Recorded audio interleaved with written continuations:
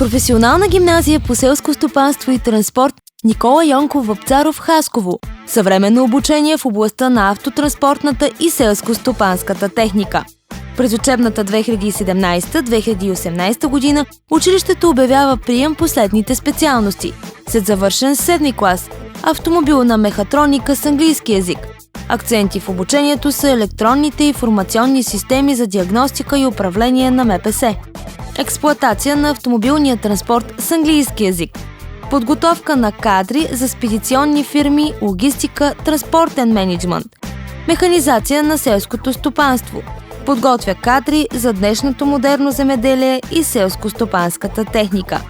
Приемът след завършен 8 клас е в специалностите: автотранспортна техника, механизация на селското стопанство. Завършилите успешно пълния курс на обучение получават диплома за средно образование, свидетелство за професионална квалификация, свидетелство за управление на МПС категория Б. Учениците от специалност механизация на селското стопанство придобиват правоспособност ТКТ, ТВК, ТВК-З. Професионалната подготовка на учениците се осъществява в модерна техническа база, голям автопарк, съвременна селско-стопанска техника, собствени учебни работилници, полигон, картинг писта, модерно земеделие и съвременен транспорт. Крачка в бъдещето.